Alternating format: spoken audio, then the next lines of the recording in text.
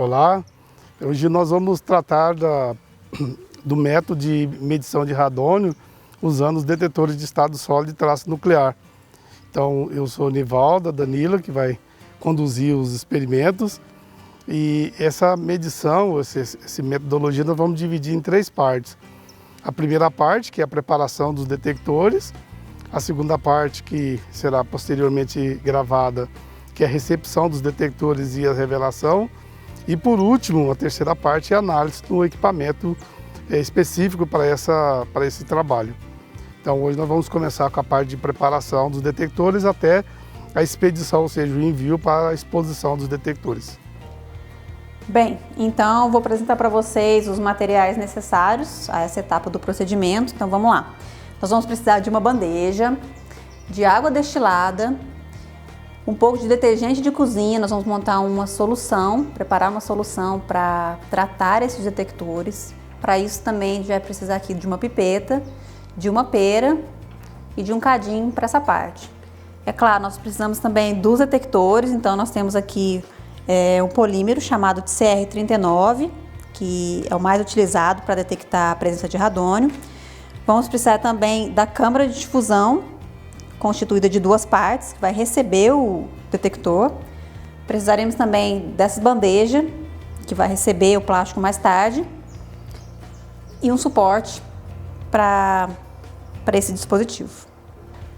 Bom, gente, então uma primeira observação importante é em relação ao armazenamento dos detectores, né? Então esses plásticos precisam ficar nessa embalagem metálica lacrada, tá? No congelador, tá? Porque precisa ser guardado em temperaturas negativas para preservar a qualidade do material, certo? Então somente vou retirar do refrigerador quando eu for utilizar minha quantidade que eu vou definir. Então ele vem lacrado assim, né? Nessa bandeja aqui plástica, eu vou retirar só os que me interessam, né? É importante que quando eu tire do refrigerador, ele descanse por 30 minutos até o detector atingir a temperatura do ambiente, né? A gente não vai usar luz gelado. Então essa é a primeira parte importante em relação a isso. Precisa ser armazenado para manter a qualidade do material. Bom, pessoal, vamos lá. Então a primeira coisa que eu preciso fazer é posicionar os detectores nesta bandeja,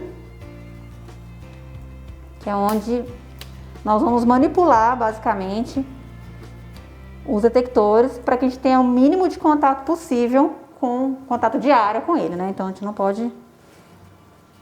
Então, obviamente eu estou usando luvas, né? Então eu vou posicionar aqui nessa bandeja. Essa bandeja ela é 7x7, então ela comporta até 49 detectores. Então eu posso fazer todo o meu procedimento de uma vez só com até 49 detectores. Então essa parte é bem interessante porque ela otimiza, né, o nosso trabalho. Então eu vou posicionar aqui até na quantidade que me interessa, certo? Sempre tomando cuidado de ter o mínimo de contato com a área, com a superfície aqui. Então um comentário importante a se fazer também é que os detectores que nós utilizamos, ele já vem com um sistema de identificação. Então cada um tem a sua identificação numérica específica e o próprio equipamento também reconhece essa identificação. Então isso traz ainda mais qualidade, né, precisão para o nosso procedimento. Então a gente não vai ter o perigo, por exemplo, de errar na identificação de detectores, né? Então isso é um detalhe bem importante sobre esse material.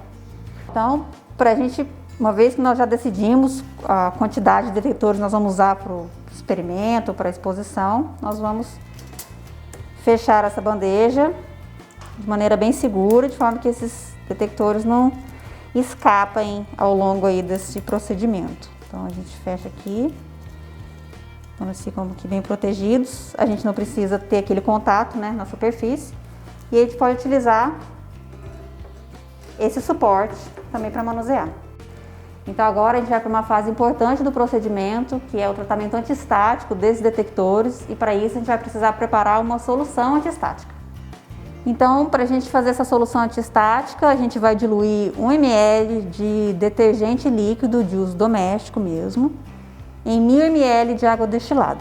Então nós vamos misturar com cuidado no becker, para que a gente não forme muitas bolhas, né, muita espuma. e vamos transferir a solução para uma bandeja plástica. Então, uma vez que nós já temos a solução na nossa bandeja plástica, nós vamos posicionar o rack, né, que contém os detectores nessa solução, nesse banho, e ali ele vai permanecer por 5 minutos, já é tempo suficiente. Mas antes da gente emergir essa bandeja, nós temos uma observação importante para fazer. Nós não podemos deixar que essa solução fique muito cheia de sabão, muito cheia de bolhas. Então a gente vai retirar o excesso para que esses detectores fiquem imersos de maneira adequada na nossa solução.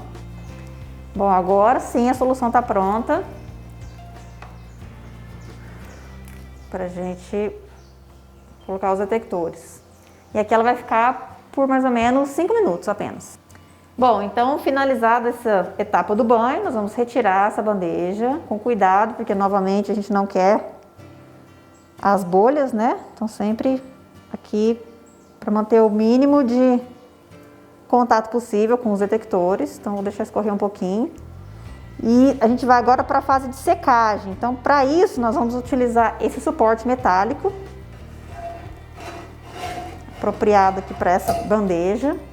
Então nós vamos inserir nossos detectores nessa secadora padrão que funciona a 220 volts. E é importante a gente utilizar o suporte nessa posição com as paredes maciças aqui, né? Dessa maneira, de forma que a gente não obstrua o ar quente que vai girar aqui dentro e que vai permitir a secagem dos nossos detectores. Então a gente vai posicionar dessa maneira, né? Vai ligar a nossa secadora e esse processo vai levar de 30 a 45 minutos. Então, para isso, nós vamos precisar do nosso plástico CR39, é claro, e da nossa câmara de difusão, que é formada pela base e pela tampa, um material plástico também. É importante esse passo de identificação de cada detector, porque apesar do nosso plástico já conter a identificação gravada nele, essas câmaras pretinhas, elas não têm, então a gente precisa associar, né, a identificação numérica de cada detector. Bom, então vamos lá.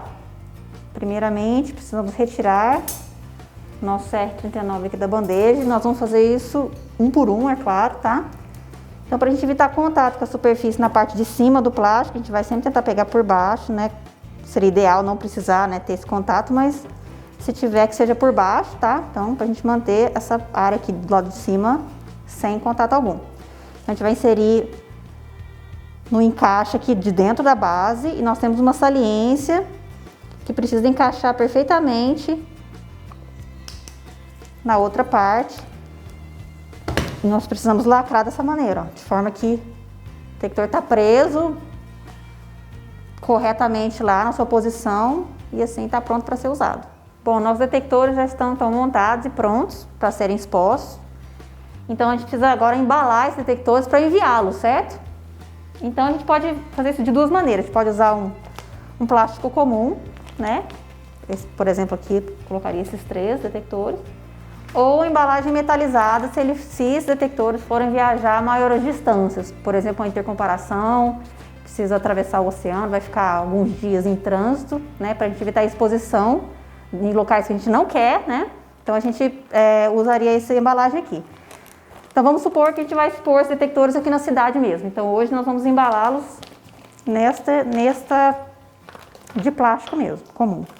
Bom, pessoal, os detectores estão completamente prontos para serem enviados, certo? Para exposição. Então, uma coisa importante que a gente precisa fazer também, não podemos esquecer, a gente precisa preencher esse formulário, né, que é o controle de expedição, recebimento e análise de dosímetros ou de detectores. Então a gente vai anotar aqui qual o detector, a data, quando ele foi enviado, né? Então ele vai ser exposto no local, no ambiente interno, né? Da escolha do estudo, seja o que for que a gente está fazendo. Então eles vão ficar neste local, instalados por um certo período de tempo. E quando eles retornarem, a gente vai partir então para a segunda parte do procedimento, né? O nosso segundo procedimento, que é a abertura e o preparo desses detectores que estão aqui dentro, né, do polímero, do CR39, para então a gente poder fazer a análise destes em laboratório. Então, até a próxima!